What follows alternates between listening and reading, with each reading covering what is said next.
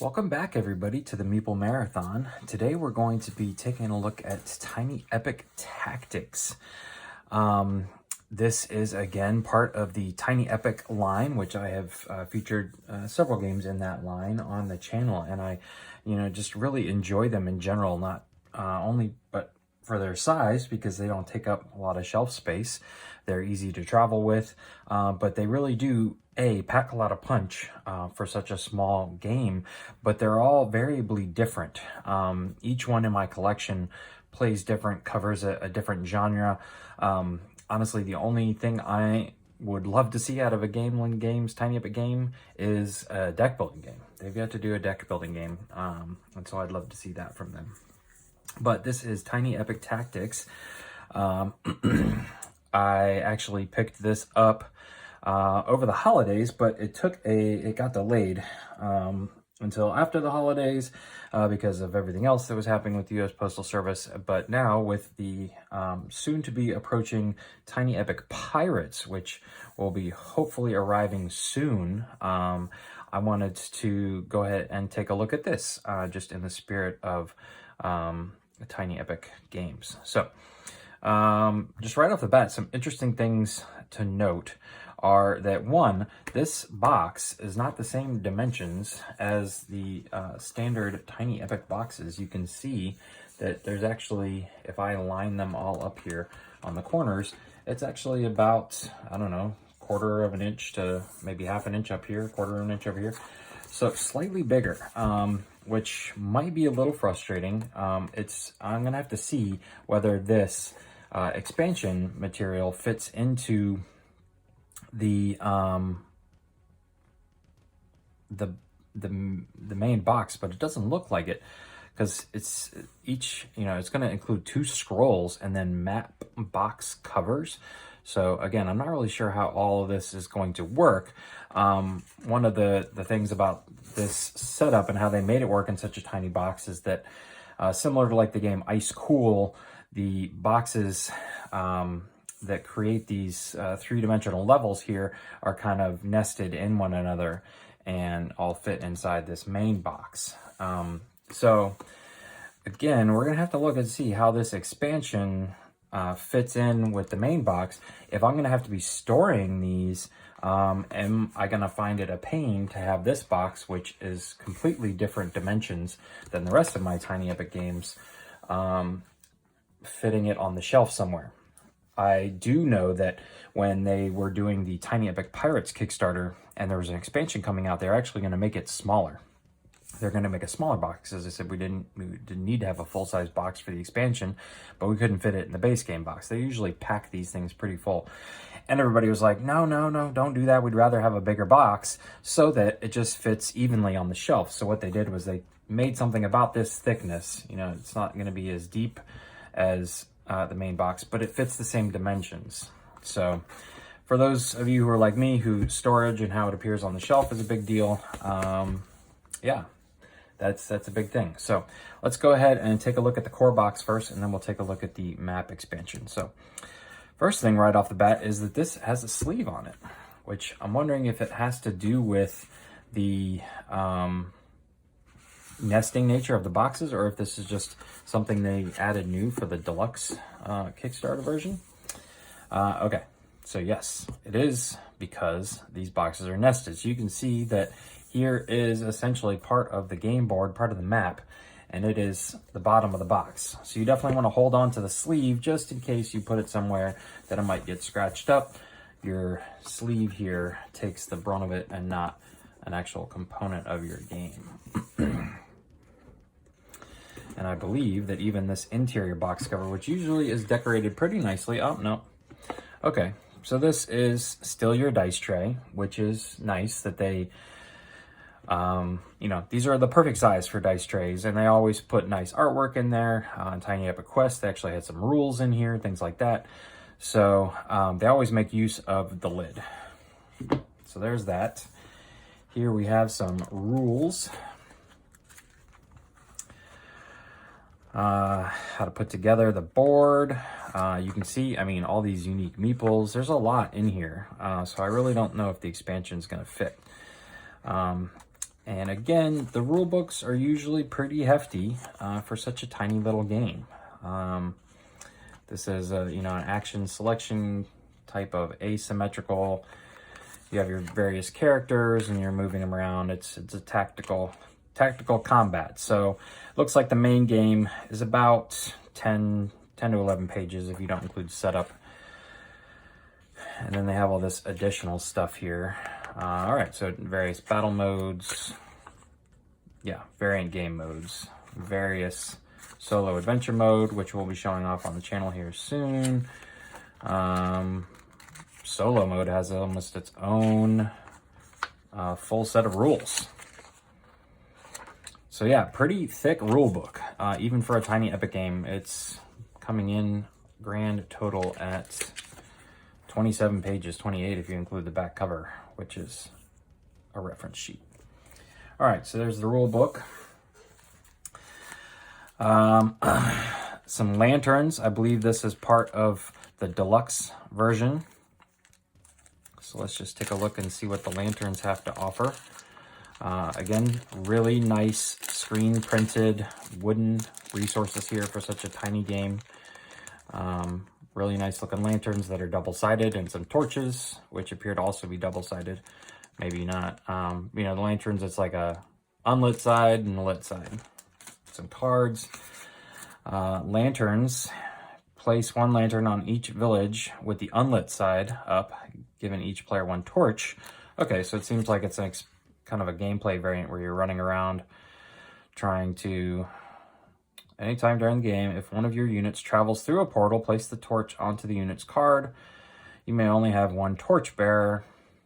Torchbearer passes through or stops in a village with an unlit lantern. You immediately place the lantern into your player area and remove the torch from your unit's card. Okay, so this is just a gameplay variant, probably part of the deluxe version of the Kickstarter. All right, a whole bunch of, again, nice wooden components. A lot of it is screen printed.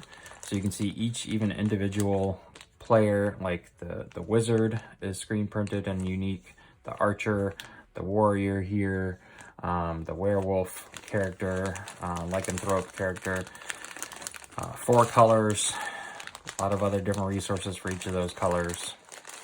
So again, component quality has always been really good,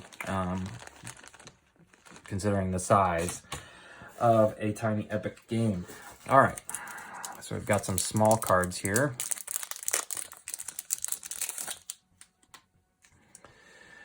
And let's see here. Okay, in solo enemy control. Maybe these are solo modes, solo cards. And some tactics here. Find a trade route. Discard after use. If you enter a village while moving an ally, then immediately place that ally into any empty village, and you may continue movement from there. So these are all tactic cards. Let's just see what another one might say. If you move a second ally into a forest space so that your forces occupy 2 forest spaces, all allies in forest spaces may immediately restore to either full armor or health. I'm assuming. So it looks like a whole bunch of these tactic cards which can affect gameplay. Oh, here's the solo deck. All right, so the solo deck is, I guess, just giving you people to fight. Troll, kobold, wizard, rogue, gelatinous cube with a skeleton inside. So there's the solo deck. Here are, again, some unique dice. These are a little on the small side, but they're still okay. They appear to be nice quality. These are like engraved, etched dice, painted inside. They roll okay. All right. Then we have some traditional size cards here. Let's take a look at here. Got your solo adventure time tracker on the back. I guess you have 11 rounds to finish the game. So this is for solo mode. This is probably something you use on the other side. And then you have a whole bunch of Solo mode enemy. Okay, so here's some more enemies.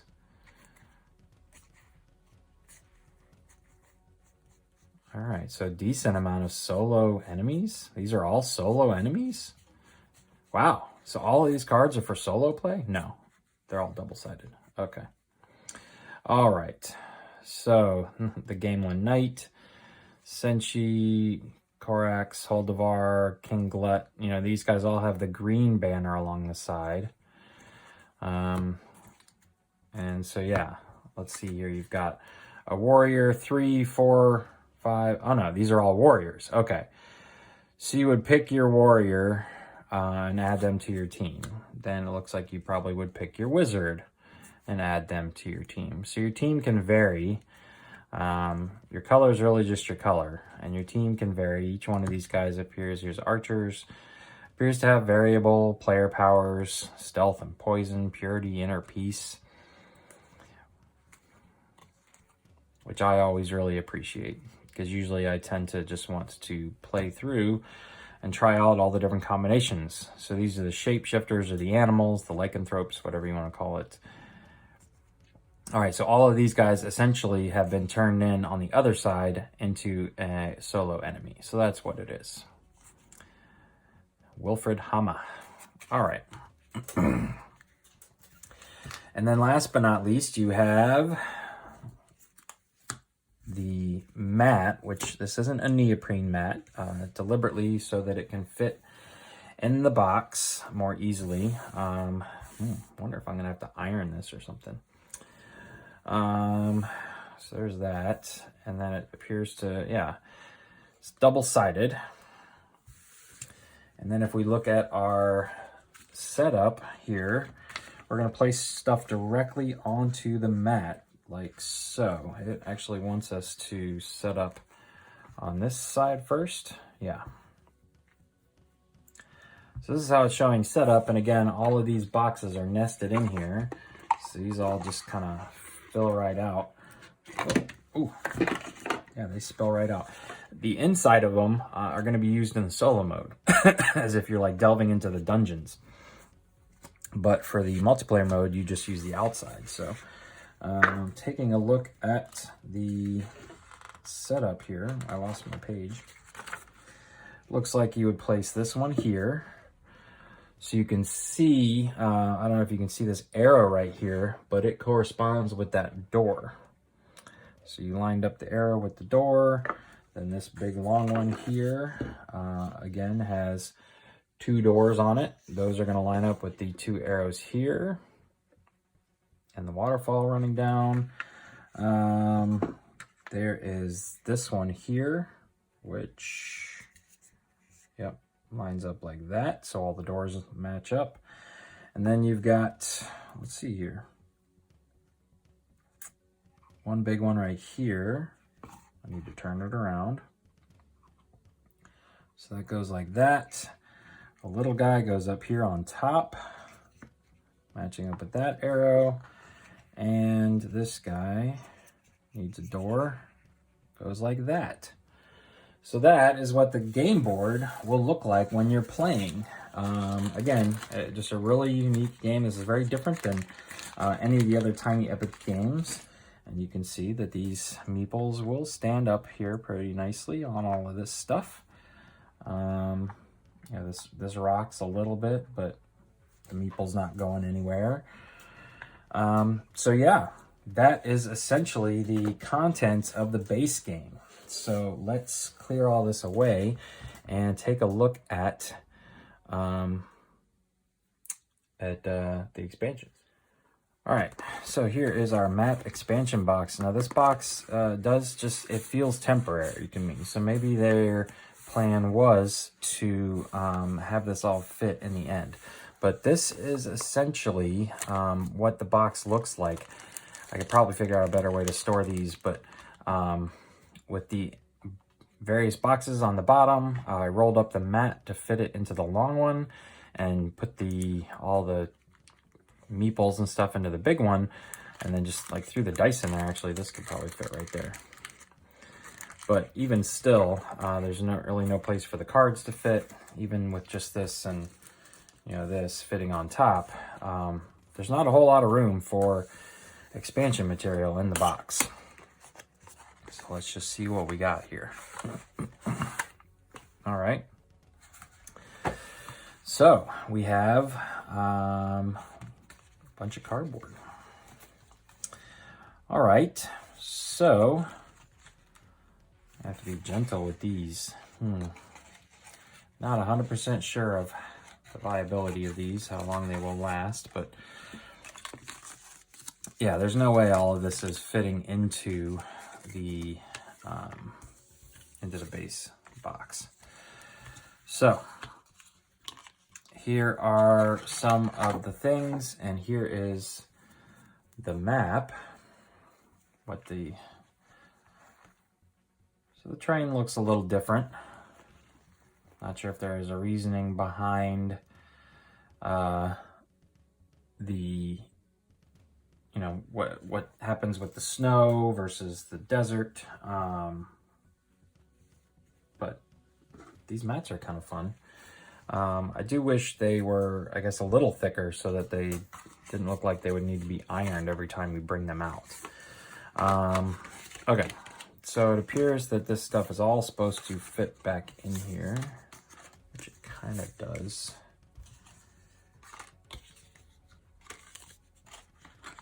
Fit like that. Okay.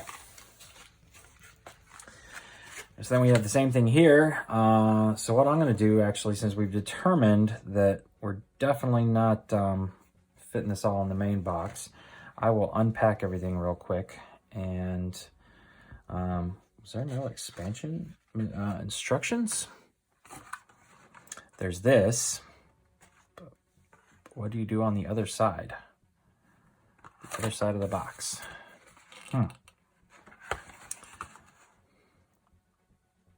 Okay, well, let me just take a look and see how this all fits onto the base box. Okay, so here's everything put together. And I'm just going to give you my honest opinion on these right now. Not a fan.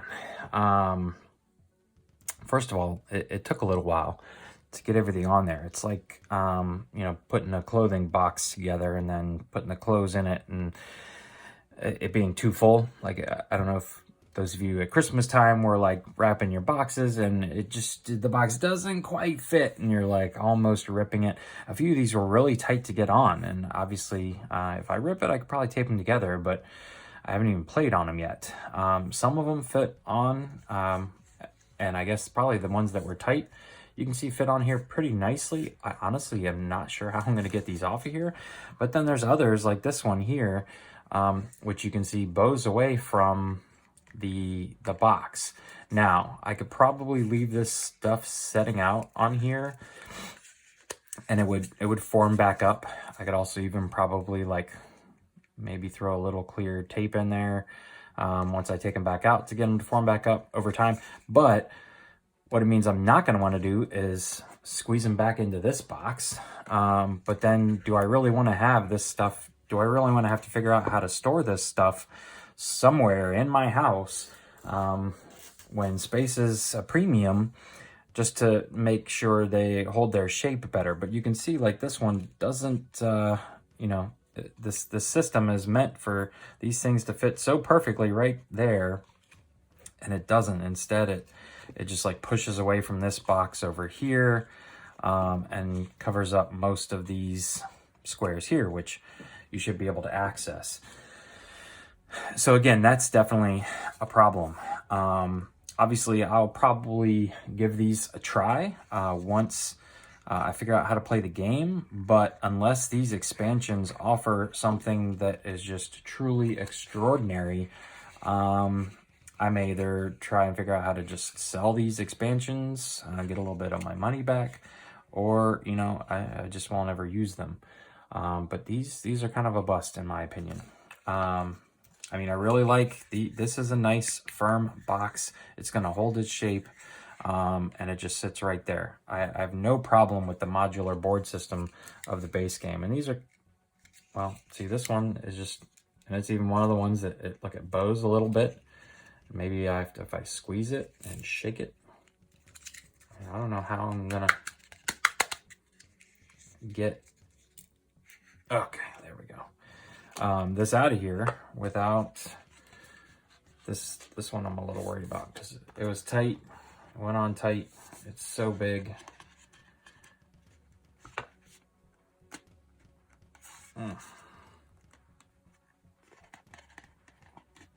The struggle is real, ladies and gentlemen. And again, I could easily just get this off. It's not a matter of like it's suctioned on there. I mean, it is suctioned on there a little bit, but I don't want to rip the box for obvious reasons, because this is not just a clothing box that I could throw away at the end of the holidays. This is part of the game. So yeah, I almost, good Lord, feel like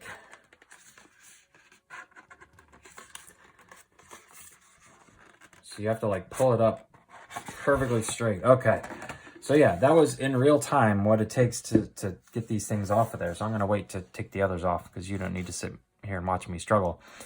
I almost feel like it would have behooved them better to create, you know, almost like a full expansion similar to what they did for Tiny Epic Galaxies or Tiny Epic Kingdoms or Tiny Epic Defenders, where they have these full second boxes. They seem to now be, you know, just pushing on to the next game rather quickly, and they don't ever come back to games like they used to. Why didn't they just create a whole nother box? It wouldn't even have to be this size. You know, you could have maybe created it half the size or half the thickness or something like that, like they do with some of the other ones, and then just create it and just give me the whole nesting boxes, give me the mat, and then that's it. I'm just not really a fan of this really thin cardboard setup here and having to sleeve my game elements. So, but again, this is just the unboxing. So, the expansions may be the best way to play the game and will be totally worth it. And I'll be eating my words later, but we'll check all that out in a later video. But for now, if you enjoyed this video, please consider giving it a thumbs up. And if you'd like to see more content like this in the future, please consider subscribing to the channel. Once again, thanks for watching. Have a great day.